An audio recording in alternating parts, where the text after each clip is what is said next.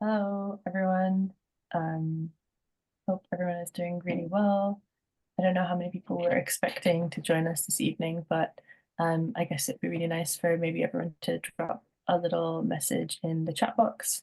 We can start with like some general introductions, maybe sharing where you're joining from and um, like if you've been to other sessions today, if this is your first Global Donut Day, um, what's interesting you to come to the session. So it's just a couple of prompts, but feel free to share what feels good for you while we wait for maybe another 2 minutes before we get into it. Does that sound good?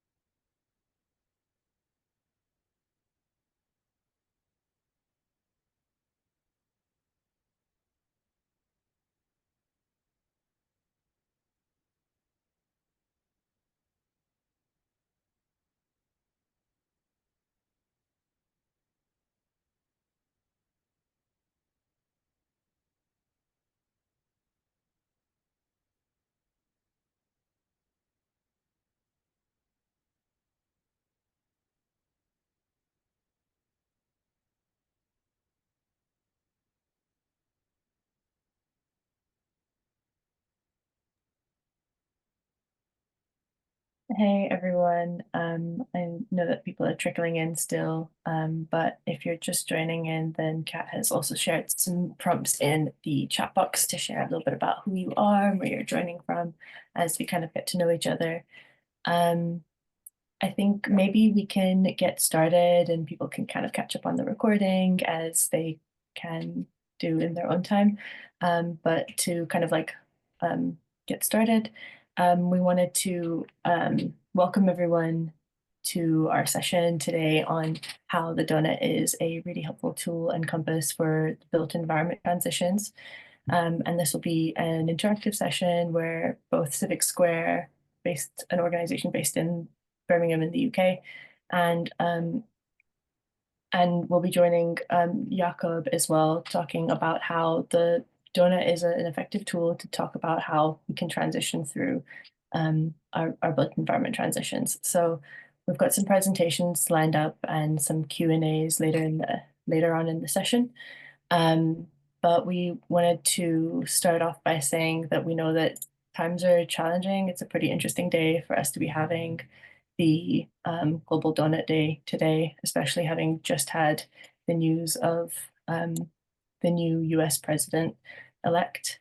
and wanted to offer kind of like a recognition, a moment to recognize like the ways in which we know that this is going to impact us going forwards. And that despite this being kind of like a set of circumstances that will result in quite a significant level of environmental, ecological, and social degradation, that there is still so much that we can do in this time.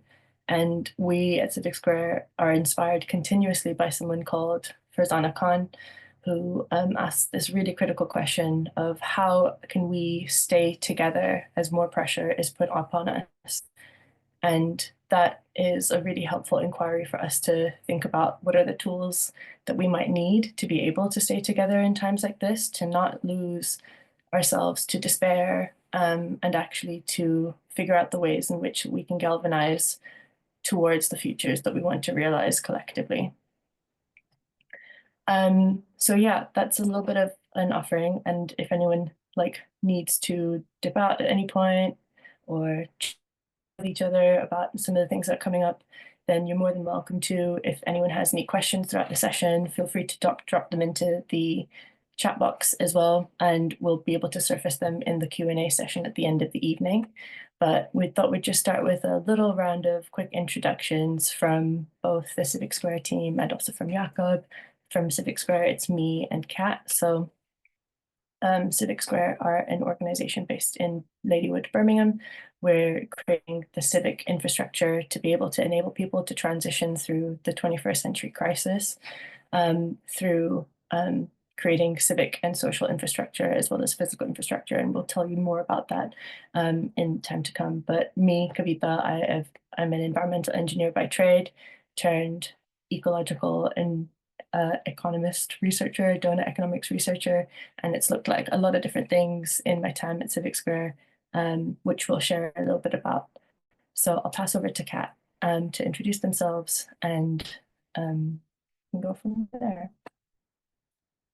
Hi everyone, I'm Kat or Catriona. Lovely to be here and to see people from all over the world in this call today.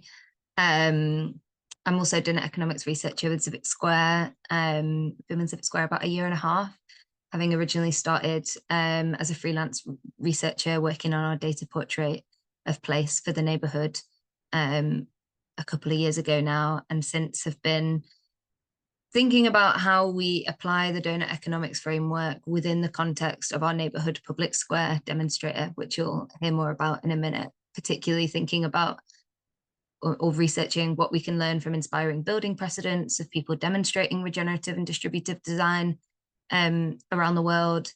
And yeah, thinking about how we can open up our own material inquiries into wider learning and literacy and skills building opportunities for the neighbourhood and beyond. Yeah, pass to Jakob. Yes, hello everyone.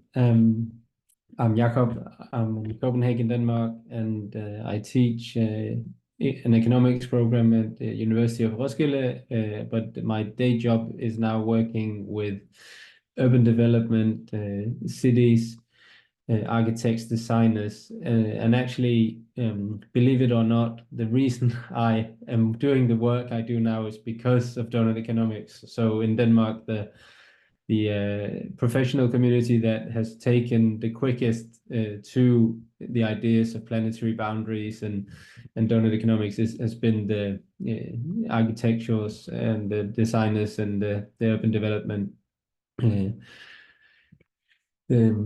industry. So I have been working with Doughnut Economics for almost a decade since I met Kate first, in my own education, and I studied in England and I've been engaging with those ideas. So it's really exciting to do this and see now finally the work going from I've seen it grow from a doodle in a notebook and some very poor slides into a global community of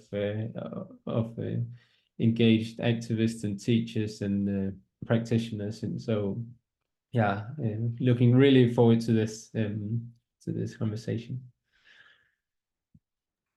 Amazing, thanks both. And yeah, you'll hear much more about Civic Square and BLOXHUB both throughout the session. But yes, as I said, we'll go through a presentation with Civic Square first, and then we'll pass over to BLOXHUB. But please, please, please, if you have any questions or thoughts, reflections, just drop them into the chat box throughout, and we can pick them up for our Q&A and discussion later. So yeah, with And if that, I can just add, Kavita, I think since we're quite a small and intimate group, if people want to turn on their cameras, I'd invite everyone to, because it's easier to see who we're speaking with. Yeah, you're also welcome. But if you want, yeah, absolutely. Even if it's just for a quick wave, it would be nice to see who's in the room. Thanks everyone. Hello everyone. Yeah, that was nice, wasn't it? Yeah.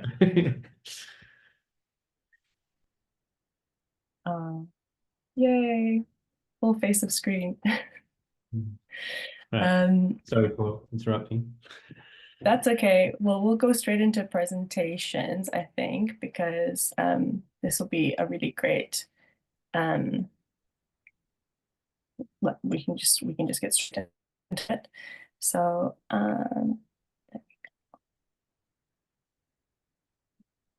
can everyone see my screen?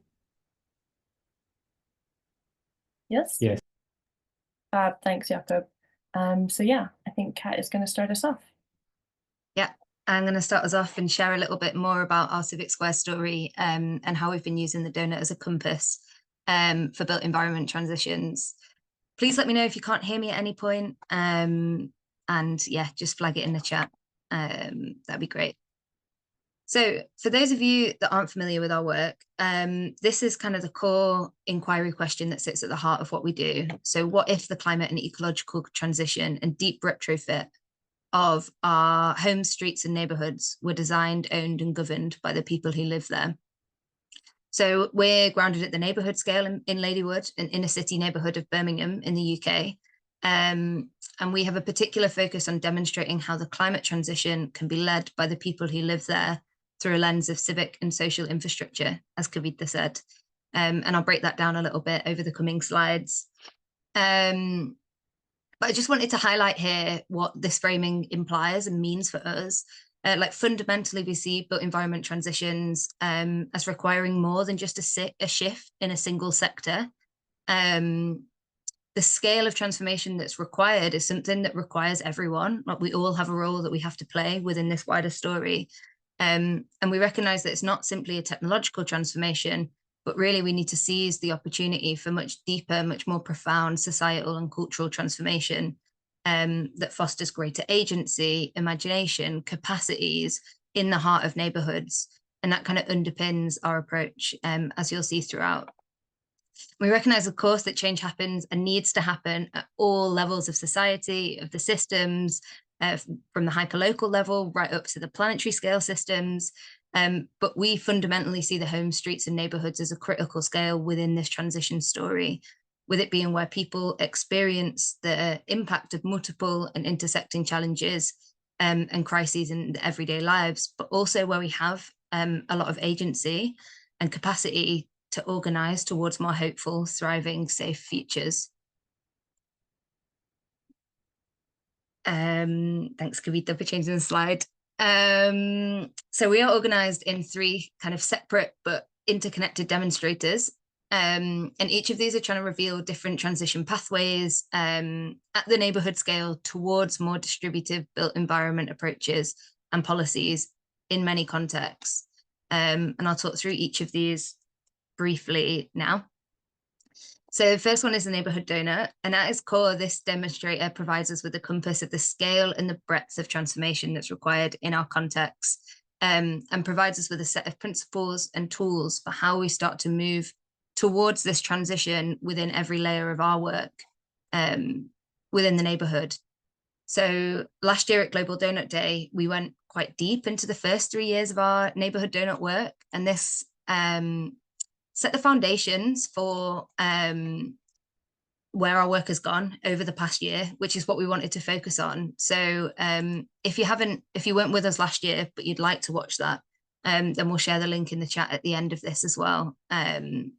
And yeah, but to summarize this work very briefly, it surfaced like a vast organizing capacity, untapped energy and vision within our neighborhood, but also a picture whereby we were falling short of meeting our own needs locally, our collective responsibilities to each other at a global scale, and we're also in a story of significant ecological overshoots, which you can see in the image on the screen, the 4 lenses re-rolled from our data portrait of place. And so, as I've said, this work kind of set the foundations for our work over the past year in many ways. And the demonstrator's shape kind of evolved to recognize that. It no longer has a specific group of people working around it, but is rather embedded and informs and acts as a compass across the other 2 key demonstrators of our work. So the second demonstrator I'm going to talk about is the neighbourhood transitions work. And this is where we focus on street-based systemic demonstration of retrofit, exploring how the decarbonisation of retrofit of our and wider retrofit of our homes and streets can be organised in ways that's deeply participatory, that's collective, that's just, and also in ways that this work is rooted within the communities who are at the forefront of this change. And yeah, in this work, we often, well, fundamentally, we consider how retrofit can serve as an opportunity beyond just energy and carbon improvements to think about how we might redistribute street space or how we can maximize co-benefits, addressing broader social and ecological outcomes where we are thinking about how we're improving our health outcomes, social connectivity on the street, biodiversity, how our street cycles water, and thinking of this at the scale, particularly in this demonstrator at the home and the street scale. And we've been working closely with one street in our neighborhood, kind of prototyping, practicing and testing these kind of layers of organizing and governance. And Retrofit Reimagine Festival, which transformed from a 4-day festival in its first year to a 4-month-long festival in 4 different cities around the UK in its second year, was born out of this demonstrator. And we really sought to kind of unpack the structural challenges, the entanglements, the opportunities, and the tools to move beyond the existing systems surrounding retrofit. And we wanted to do this with as many people as possible, beyond the kind of typical built environment space, with artists, with policymakers, with architects, with neighbours. And of course, within this, Doughnut Economics provided us with kind of the principles to frame our inquiries. And again, we'll share the link to our Retrofit Reimagined film, where you can find out much more about this. And you can also access pretty much all of the sessions from the past 2 years on our YouTube channel as well. So the third and final demonstrator is our neighbourhood public square, which demonstrates the type of neighbourhood civic infrastructure that is required for people to lead their own climate transitions where they are. So it's focused on the infrastructure that's required to make our mission possible. Like, how are people able to be at the forefront of their own transitions? And what infrastructure is required to make this possible through its multi-use spaces, which will be designed to think about questions such as, like, how do we begin distributing the skills and knowledge that builds capacity for people at the forefront of their neighbourhood transformations, both in adapting and building resilience and anti-fragility in the face of increasing and compounding crises, while simultaneously being equipped to build towards more fundamental reimaginations of our place, towards more hopeful, safe, just systems. So yeah, quite fundamentally, it's not really about the building itself, but it's about the skills, the capabilities, the capacities that this type of infrastructure can unlock in service of wider, distributed, just built environment transitions at the neighbourhood scale. So it's not just a demonstrator for ecological building design, but it's also demonstrating regenerative design across how it's governed, stewarded, financed, how it can distribute many forms of value, as well as how the land is owned. So we're in the process of buying the freehold on the land where this site is, in the heart of our neighbourhood. And we'll be putting a Doughnut-inspired legal covenant, which is essentially like a set of legally binding rules on that land that will lock it into collective neighbourhood ownership for generations to come, And it'll have a social and ecological covenant on it. So it'll be in collective ownership and for social and ecological benefit for generations, taking it out of the speculative market. Yeah, and you can go again much deeper into these different layers of demonstration through some of the resources we've shared on our Medium page as part of our wider neighbourhood public square proposal, which can share links with in the chat.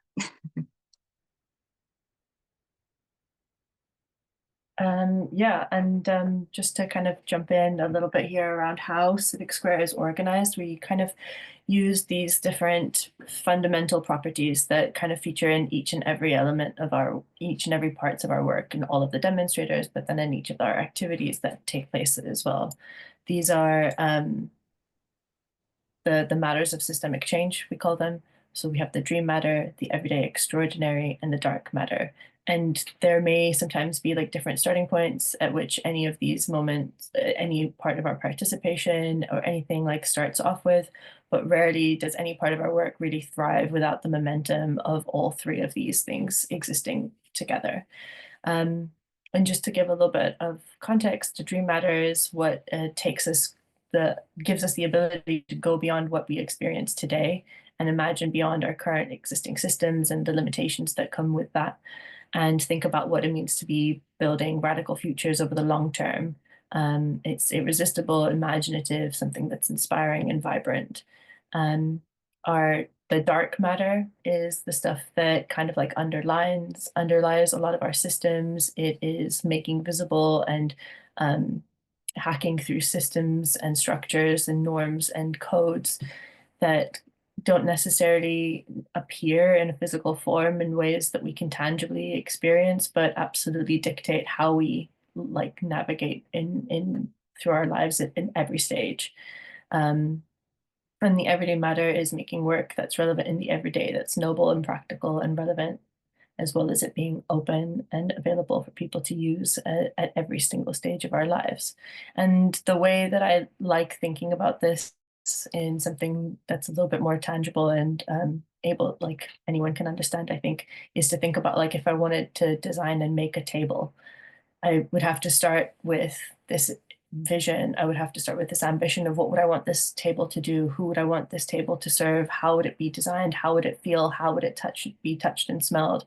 And who would make it? And all of these questions in that ideation and the visioning are what we kind of associate with dream matter.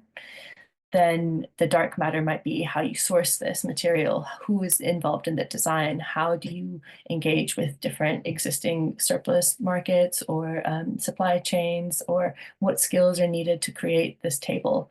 And then the everyday would be the actual creation of something that's tangible and experiential, and ultimately having the table being made. So these are three matters of systemic change that really inform how Civic Square operates. And Kat also touched on like that we work with demonstrators. And the reason for us working with system demonstrators is that demonstrators are inspirational and tangible vehicles that help demonstrate the proof of possibility at every level of systems. They demonstrate and describe transformative approaches to being able to solve societal problems, and they enable us to be able to rehearse the freedoms that we seek. We think about this a lot when we look towards the future, but also take deep inspiration from the past and think about in moments of crises, how can we avoid replicating dominant systems from being recreated and reperpetuated, so that we are actually enabled and ennobled enough to be able to move out of existing patterns. A useful example that maybe people based in the UK might understand is how the NHS was created. So that's the UK's National Health Service, which is a free service for all healthcare at point of use for all people in the UK. And this started off being a medical aid society that started in a small town in North Wales called Tredegar. And then when the Second World War required the health of the nation to be rebuilt, I mean, mostly for the purpose of the means of production for the economy in the UK, but ultimately it was still a really transformational moment in which there was existing precedent for how a medical system might operate at a much wider scale. And this is something that really enables us to think about what a system demonstrator is. Here are some images of artistic interpretations of what our ecological public square might look like. This was done by a fantastic artist called Sonia Dubois, who is an architectural illustrator and took a lot of notes from our hopes and dreams for what this site would be. And you can see that it will be hopefully a site of creativity, imagination, people accessing the tools and skills that they might need in order to transform their own homes and also to convene together. We just love this image, so we wanted to share it as well. And kind of gives you an understanding of where we're situated alongside the canal in Birmingham. And this is a CGI of the same site. And you can see features of how we envision being able to share what our air quality is like for the day, or how people are using active transport to come together, and this being the test bed for what a different economy might actually feel and look like. And we also wanted to share a little bit about some of the research that we've been doing in this last year since the last Global Doughnut Day, which helps contextualize why we operate it the way that we do, why we're thinking about the polycrisis in the way that we're thinking about it. And this was this resulted in a piece of research called 3-Degree Neighbourhoods, which we did with our colleagues at Dark Matter Labs. And also we'll be able to share all of this information more through links that we'll share in the chat box as well. And we did this piece of research that contextualized the realities and risks that the UK specific neighbourhoods will be facing over the coming century under high emission scenario that will result in climate, ecological, and societal breakdown, and will have a likely outcome of global average temperature increase of 3 degrees within the century. And at the point of writing, we are at 1.3 degrees above pre-industrial levels of global warming, and we're on track to permanently breach 1.5 degrees by the end of the decade, which is the Paris Climate Accord. And this obviously is a really stark piece of research, and it's really important to state that this isn't an endorsement of this kind of future. This research isn't an endorsement of what those realities are, but rather an opportunity for us to look really tightly at what we will be facing and what we will be encountering and how we might prepare ourselves best for what those realities are. Last year was the hottest year on record, and we are on track to continue to meet those trends, and it's likely that people that are born today will experience a 3 degrees planet in their lifetime. And that is looking at existing trends without considering an increase in production or energy and material demand, and without considering ecological tipping points. And for us, we're thinking about this as and Indy Johar, another one of our colleagues, consistently says that this is without a doubt the basis of societal collapse. And we have to take a hard look at this in an honest fashion. Our most optimistic climate targets are still built around projections of transitioning towards a clean energy system, but so much of what is embedded in policy and net zero goals doesn't even address systemic extraction and overuse of natural materials that's taking us further away from these policy goals. And here in this diagram, you can see where existing policy and where our current trajectories are actually in significant disparity from each other. But the lived experience of a 3 degree neighborhood in maybe by the year 2100 is that 3 degrees on a global average might look like 5 degrees increase on average on land. And that will push many people beyond certain tipping points and threatening food supply and energy security and destabilizing a lot of the global economy. And for the UK, this might look like 8 degree average increase in summertime period. And for us, we had a small taste of this. In 2022, we had the first heat wave in the UK that resulted in temperatures surpassing 40 degrees Celsius. And that inevitably led to the death of 4,500 people that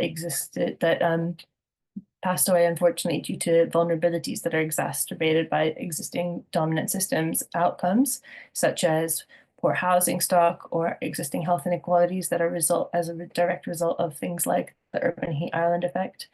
And this is set to become much more commonplace. So we have this really additional, really driving question in addition to our central inquiry of what does it mean for how we might adapt and transform the places that we might live in and the neighborhoods that we inhabit. And heat is only one of these risks. And as you can see, there are many more associated risks that you can find out a little bit more about in our research. But for us, the most important thing to realize was that the vast majority of people who will experience these hardships are those already marginalized by existing dominant systems, namely poor people and people of color, as well as those with disabilities and neurodivergencies. And this is true of the UK as well as of people in the rest of the globe, where most of these impacts of these crises are felt by those that have actually contributed to the least to these set of conditions that have led to these crises emerging.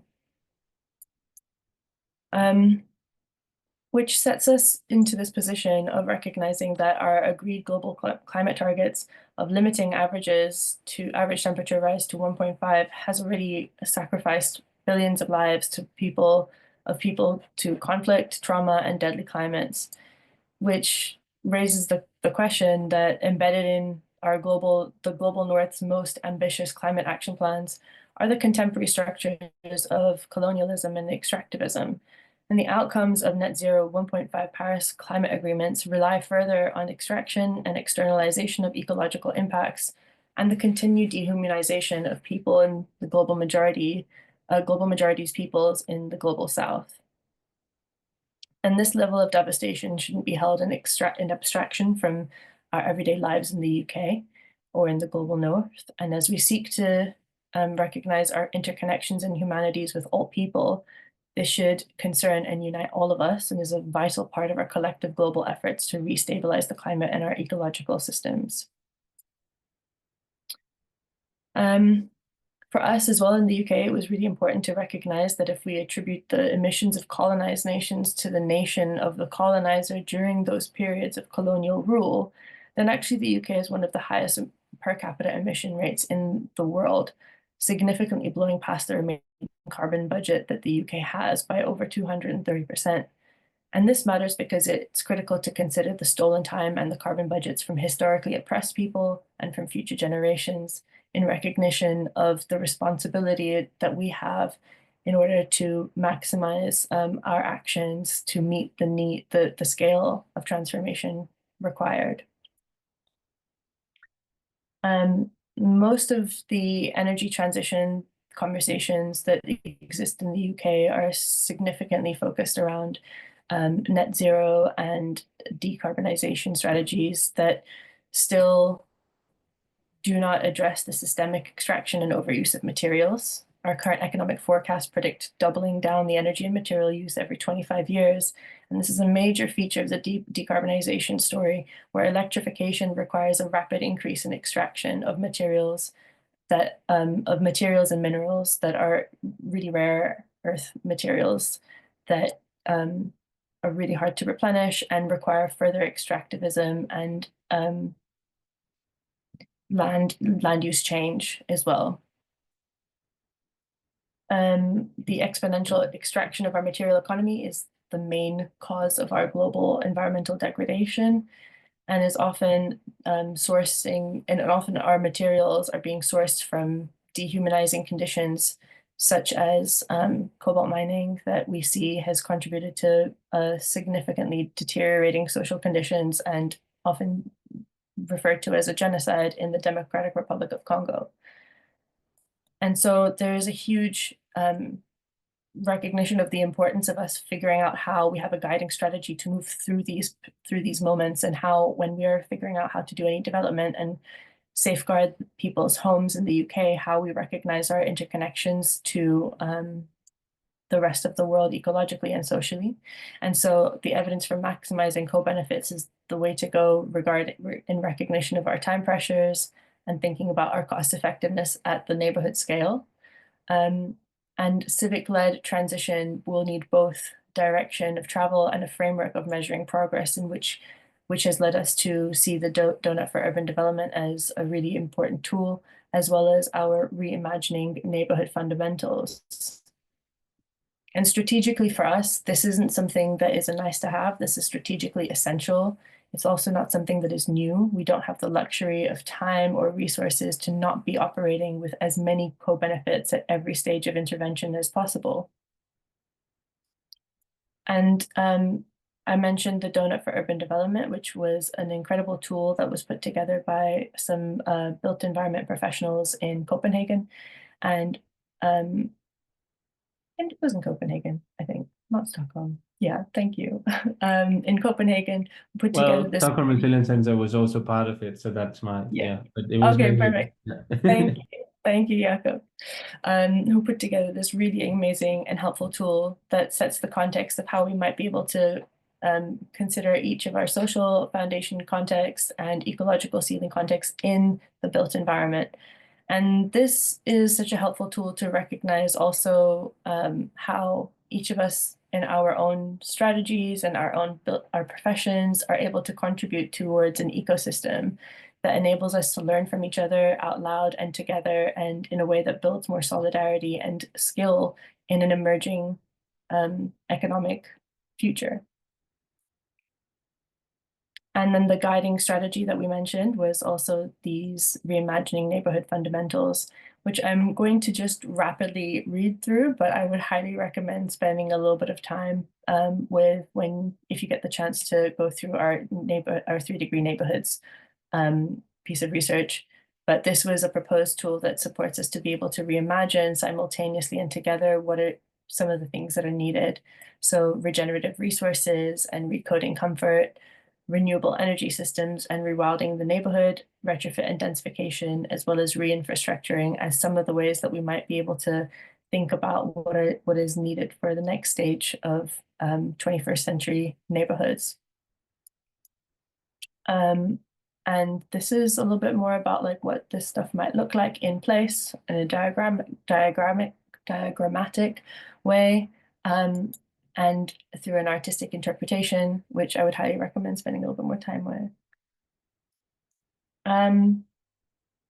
And all of this is to say that the scale and severity of the polycrisis is forcing us to systematically reevaluate the speed and scale of the transformation that's required of us at every single scale, at every single sector.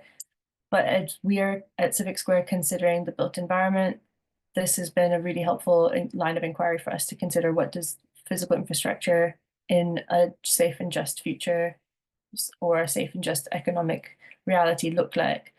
And we've been testing this out in a number of different ways, which Kat will be able to talk through a little bit more now. So I'll pass over to Kat to share a little bit more about that. Thanks, Kavita.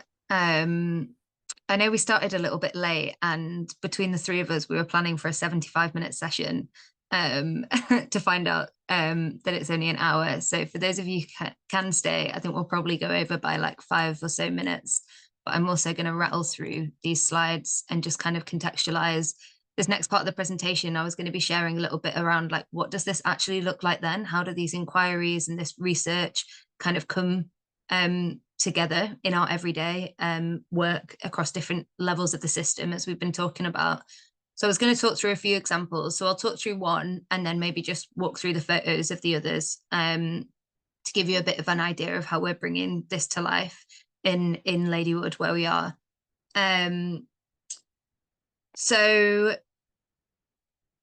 yeah, the first of these examples is the material matters inquiries, which over the last year we've been working with the kind of incredible practice, Material Cultures, based in London, research and architecture practice, to understand the bio-based material opportunities that there are in our region, recognizing how many systems kind of come together by the materials, and that was going to be a substantial part of the neighbourhood public square retrofit. to think about how that research can inform a regenerative material palette for the neighbourhood public square, for our street-based retrofit work, as well as opening up possibilities for many others in our neighbourhood and in our place. So this work started as a research exercise. Material cultures were mapping existing material production in our region. They were going out and interviewing and connecting with suppliers and material producers and manufacturers from our region. And as we like to do, so this report becomes useful to many people beyond us, we opened this research process out into a 4-month learning journey with a cohort of 27 people from within our neighbourhood, from the city, and from neighbourhoods up and down the UK to come and learn alongside us a lot across 4 months, delving into our kind of material systems through a lens of material justice. So we went out, we visited these sites of production and manufacture that were surfaced in the report to learn about where the materials come from, what's locally available, to connect and start building relationships with those suppliers, whilst also simultaneously having a program of practical skills workshops to learn the skills and the capabilities to actually embody these material shifts in our own neighborhoods. And yeah, since then we've brought the report to life in quite a few different ways, such as the soft report launch. The actual finished report will be launched online in the next month or so. And during this report launch, we hosted it as a materials market day in the neighborhood. So we had different suppliers from across our region surfaced in the report, come to the site in the heart of our neighborhood to talk about their practice, their materials with neighbors, connect with other built environment practitioners in our place. And we had this alongside, you know, panel talks, presentations, more hands-on practical clay plastering workshops and cob building workshops. And this was also an opportunity for us to kind of surface the skills, particularly from the construction sector that exist within our neighbourhood as well. And yeah, since then, we've also organised another mini-series building on the learning journey, in the practical workshops, lots of other neighbourhood material explorations from a whole range of materials. And I think one of the lessons that stood out for us is that we all connect with materials in really, really tangible ways. And that these explorations of biomaterials has been like an incredible entry point into much wider systemic conversations with like a huge range of actors, from people deep in the construction sector, deep in policy, to just neighbours who, you know, whose granddad's house in Pakistan was naturally made of cob. And these stories and skills and practices within the neighbourhood start to surface. And yeah, it's amazing to see. I'm not going to talk through the next few slides, but Kavita, if we could just maybe walk through them so visually you can start to connect to the different layers of our work. This is our precedent research, which was connected to the same neighbourhood public square proposal that the 3 Degree Neighbourhoods work was. And then we've been out visiting different buildings, inviting neighbours, peers alongside us. The next one is the site as a classroom, which is how we open up all the processes for the neighbourhood public square to be different learning opportunities at all different scales. And this is how we've been coming together weekly on our site, in our polytunnel, to retrofit the polytunnel, to grow our imaginations at what might be possible at the infrastructural site scale, to practice the skills, the mindsets, the behaviours, the care that's needed within new economic possibilities in our place. We've retrofitted the neighbourhood with benches that have been painted by local artists and neighbours. And we've also been more recently working with the construction sector in quite a new way for us, collaborating again with Dark Matter Labs and Material Cultures to work with a cohort of built environment practitioners, so builders, makers, who are interested in transitioning towards more regenerative practice. And this is a mix of kind of inspiring visits, desk-based kind of like classroom teaching, as well as some mentorship from people already working in the kind of forefront of post-carbon construction.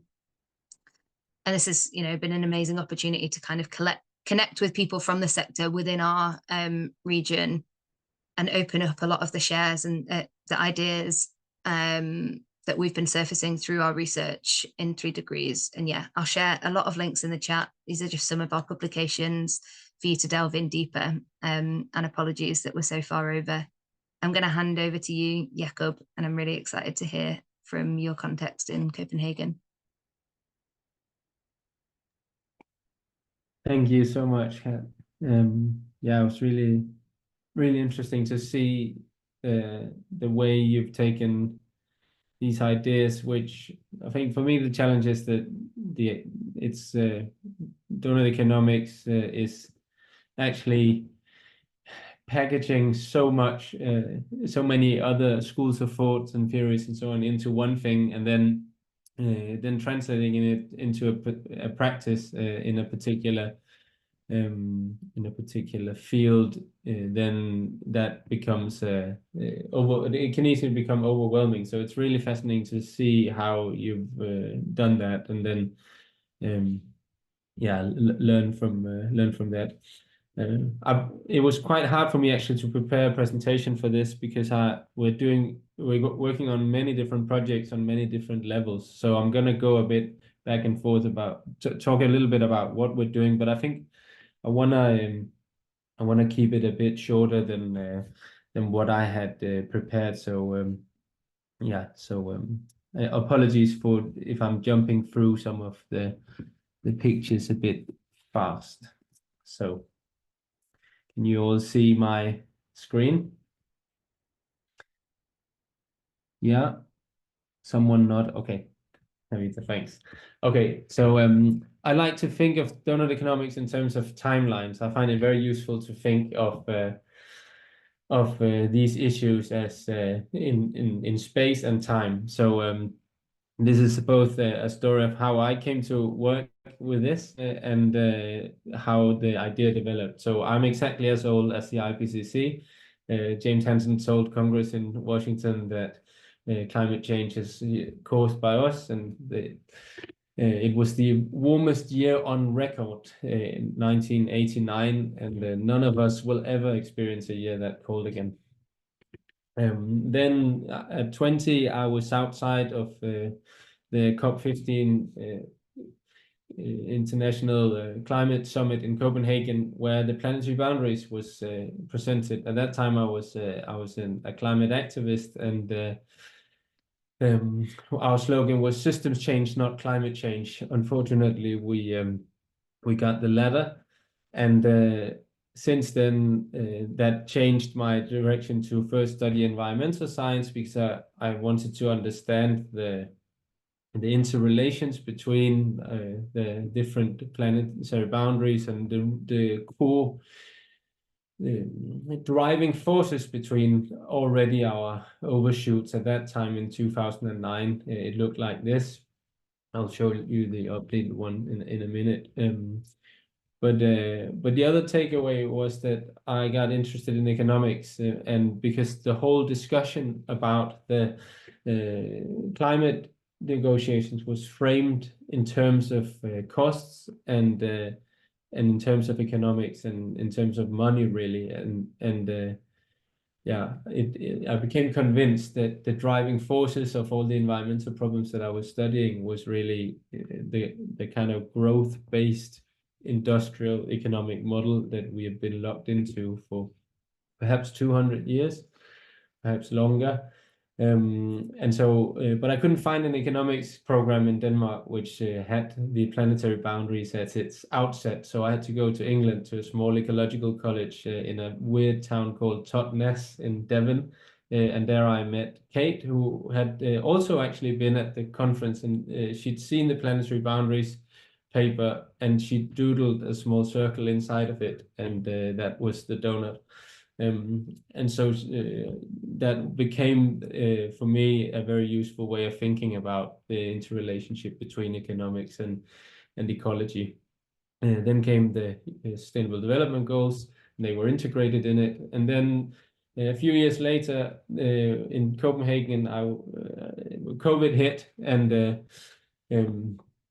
Amsterdam said, oh, we're gonna use the donut as a guiding compass, and something about that made Copenhagen city, our politicians, interested, because it's something that the Doughnut Economics Action Labs often point out, is that we tend to be inspired by people who are like ourselves. So peer inspiration works in that way, and I think that's sort of what happened. So all of a sudden, this idea that I'd been aware of and I'd been teaching in my courses, I think as the only one in Denmark, all of a sudden was all over. And so I latched on to that excitement about it, and we co-founded this initiative to say, okay, what would it look like for the city of Copenhagen to actually use Doughnut Economics as a framing of our work. This is the latest update to the planetary boundaries. And yeah, as you can see, the pressure is exponentially growing, because we're in an exponential growth phase, and the pressures are following it. I think we've been lucky that Catherine Richardson, who's one of the co-founders of the co-authors of the paper, is based in the University of Copenhagen. So planetary boundaries actually is now quite well known in policy circles, and that's been support in our work.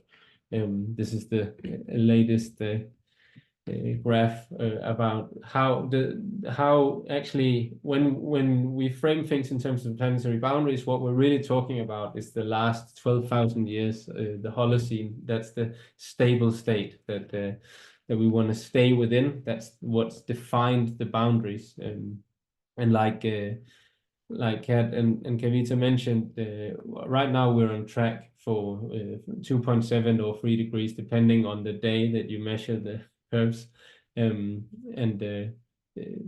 Last week, Johan Rawsthorne was in Copenhagen and basically made the point that direction, it will take us out of anything that the humanity has ever known. It will take us out of the Quaternary, which is 3 million years ago. So it's unprecedented, and it's not anywhere we want to go.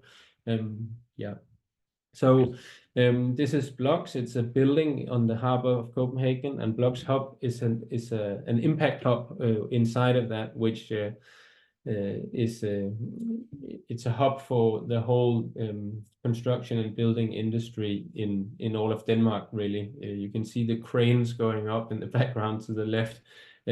Copenhagen's been growing a lot, so it's also been growing in its emissions. It's still growing. It's a net.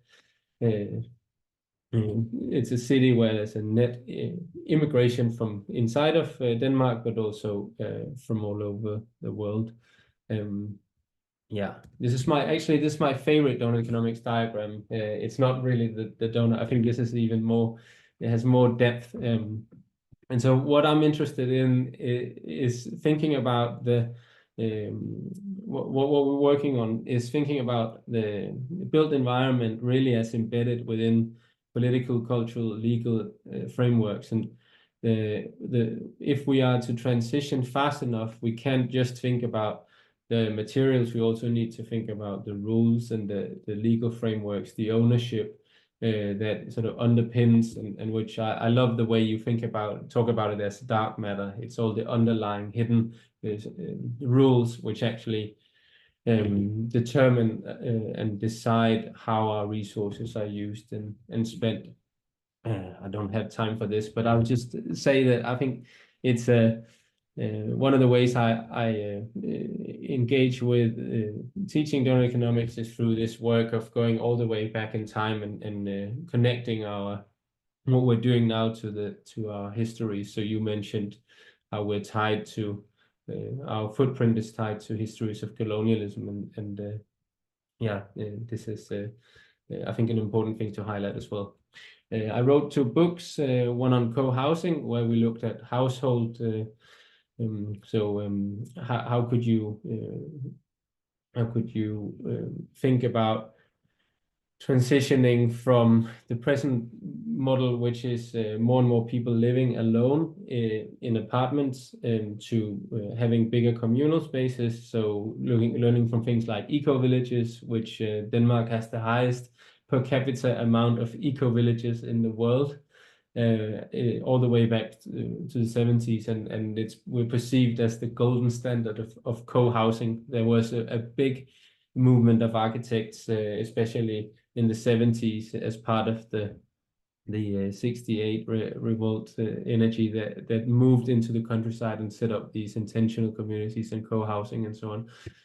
But it's still going strong, and new co-housing is developed. So we wrote a book on the legal economic framing of that, and then another one on cooperative enterprise and entrepreneurship, which is seeing a resurgence. So earlier today, I was at an event at Copenhagen City Hall where our mayor launched an alliance to support social enterprise and cooperatives across the city, and do something like what they've done in oh, what's that place? Well, I forget, but to basically use the municipality as an anchor institution in creating the demand for more cooperatively owned and democratic enterprise.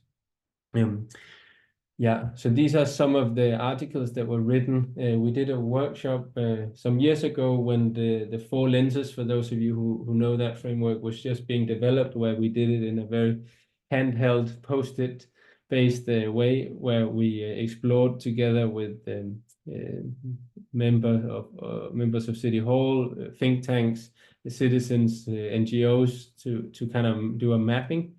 This was a highlight of my life, to have Catherine Richardson and Kate Rayworth in the same room and do a workshop on this. And I think in terms of the urban development work, I really recommend the unrolling tool. If you're not familiar with it, that's been really helpful as a way of breaking down the difference between the local impact and the global, because often in mayors and in a city, in an urban context, what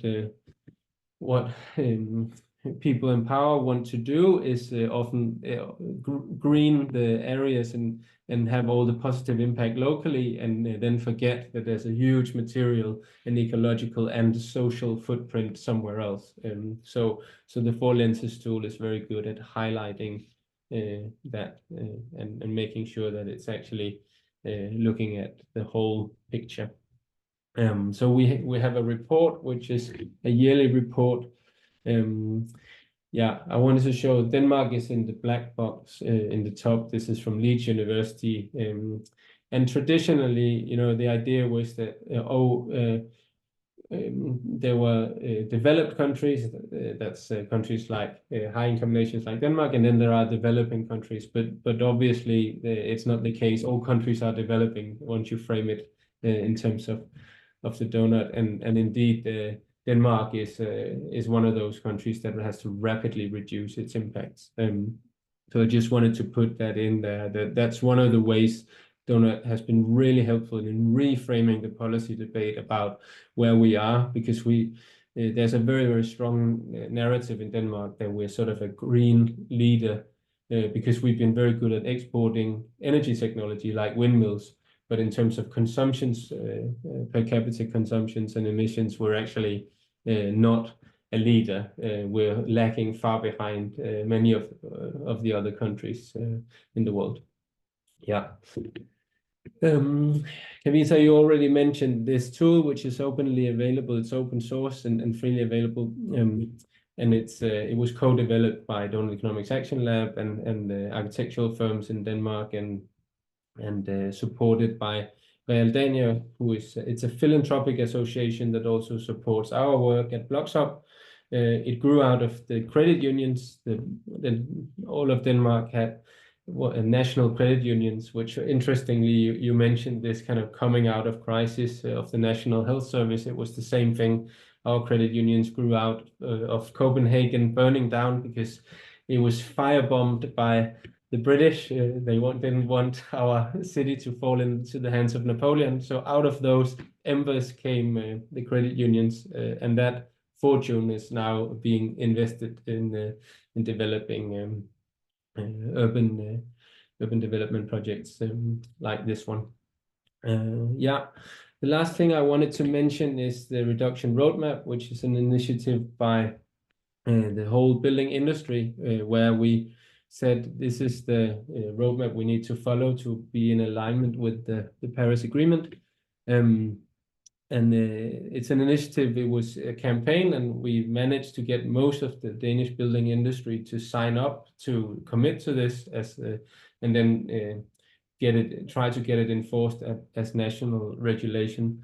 Unfortunately, the targets that was agreed upon is a bit higher than what science says we need to reduce, but there's a renegotiation every year, so it's not over yet.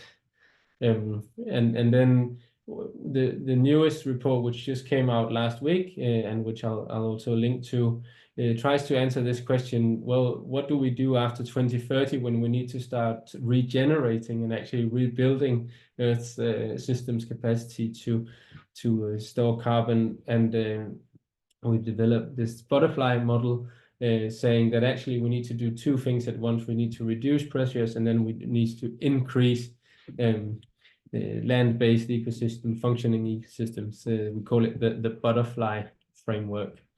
Yeah, and so one of the ways we do this is through this partnership and an industrial PhD network, where we have industrial PhDs who are asking these research questions around how do we actually create a regenerative built environment, which is also, of course, a lot of it is quite speculative because we actually don't know. But it's the scale of the challenge requires that level of activity. Yeah, I just wanted to show this is why it's not enough to have innovation as the idea of innovation as kind of like an incremental slow process, like what we're used to. What we're looking at is more something like imagination. So this is what we're looking into. So we need to completely reimagine everything. And one of the most exciting things we did this year was we invited Rob Hopkins, who was one of the co-founders of Transition Towns, and we created a Ministry of Imagination inside of City Hall. And I'll post a link to it if you're interested, where we traveled into a future which aligns with this level of reduction, and had people reimagine what the city would look like. Yeah, so that's it for me for now. Thank you very much. I'll just be posting some links here.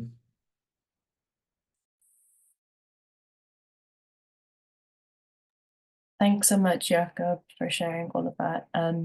Diba, I know that you've sent in a question. I was like just typing up the answer, but I guess I can speak it out loud as well. Thank you for your question, by the way. I know that Kat's already started to send some links through, but your question was really helpful, Diba. You said, considering your experience appointing a design team, financing of the project, how would you describe the current project procurement process?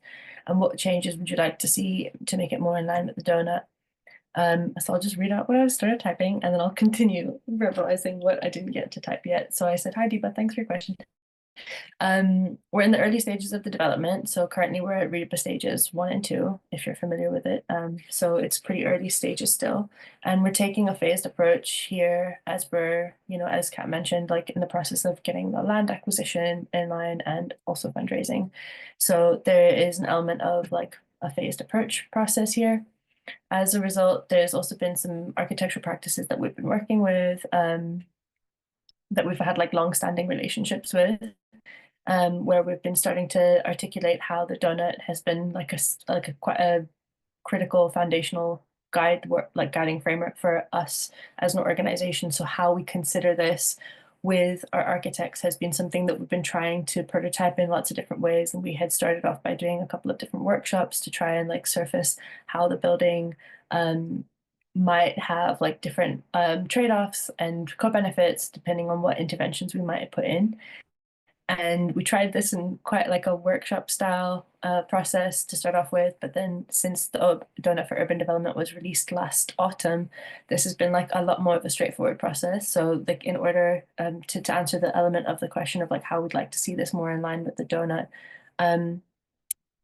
having tools is like a really, really helpful like translation piece, really, so that different sectors are able to really consider how to apply all of these things in different formations. And the materials mapping research that Kat mentioned that Material Cultures led on is part of our early explorations into what materials could form the actual material palette of the building in order for them to be as regenerative and bio-based as possible.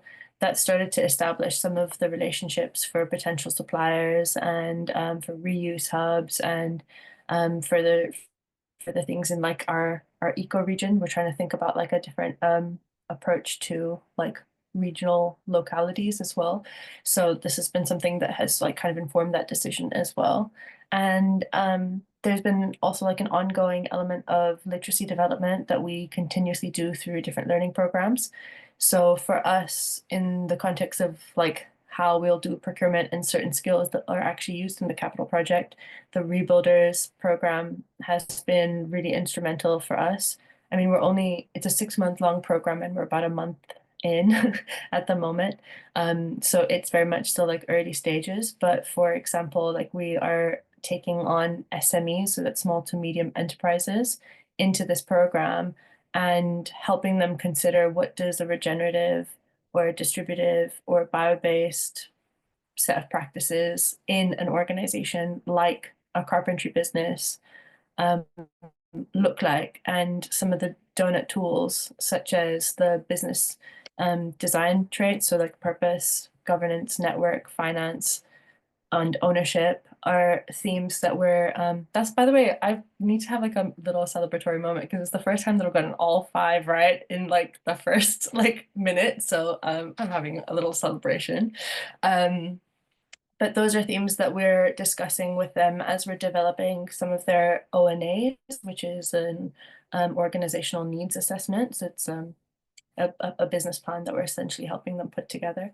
And each of these are like themes that we are starting to discuss with them. So we've already done governance and networks, but some of the other ones are still to be established. So I wouldn't say that we have like a really established process in this. I think a lot of it is like iterative, and we're figuring out how to do this as we are moving through the process ourselves. And as we get to like, I guess, more specific procurement, we're hoping that, especially when we're talking about procurement of like certain skills and people that will be working on this with us, we're hoping that this literacy development piece is part of that process, and that some of these people that are in this program with us are actually then involved in some of the building practice itself, or like the building redevelopment itself, and they'll have then embodied some of these themes, some of these practices, some of these ways of working already into their organization. So we're trying this in like in an all attempts, all angles way, and yeah, still very much at the early stages though, despite that. So that's where we're at with it. I don't know if you wanted to add anything else, Kat, or if there was anything that was unclear. Deepa, please feel free to follow up with us. Yeah, I think the only thing I would add is this like literacy piece of how we're developing our organizational literacy as well, and how we've been connecting with other capital projects and precedents and other inspiring buildings within the UK. And then quite recently we went on a Europe trip to connect with some significant infrastructural projects and the architects and the project teams that have been leading them. And these are the questions that we've been asking them. Like, what decisions, what processes have fallen short of your ambitions? Like, what are the blockers or barriers that have caused decisions to be dropped? So where there's circular economy ambitions and then like non-circular mainstream materials have been used instead, to really get under the hood of like what those critical enablers and blockers are, so then we can resource ourselves in our advocacy and in our fundraising as well to try and remove some of those barriers, or to at least understand why they're at play and surface them rather than just pretend that they don't exist. So yeah, it's a really good question, and it's one that we're grappling with and asking many other partners and people that we're connecting with as well. But yeah, I think we have hit the extent to which we can run over this session. So yeah, I just want to thank everyone for joining us, and I hope it was useful. It's a learning for us, Jakob and Kavita. Next time we hold a collective space together, we could do 2 hours, maybe, or at least an hour and a half. But yeah, thanks a lot. And as people are doing it, it'd be great to hear how you found the session in the chat, maybe. Jakob, I don't know if you want to say anything. Yeah, no, get in touch if you're also working in this space and wanna connect. Yeah, it's a privilege to be able to share the work that we're doing, and yeah, hope to see you somewhere, sometime. Thanks so much, everyone. Thanks for joining us. And if you have any questions, we, I think, also have our emails on the Global Doughnut Day platform as well, so you can reach out to follow. All right, thank you, everyone. Bye.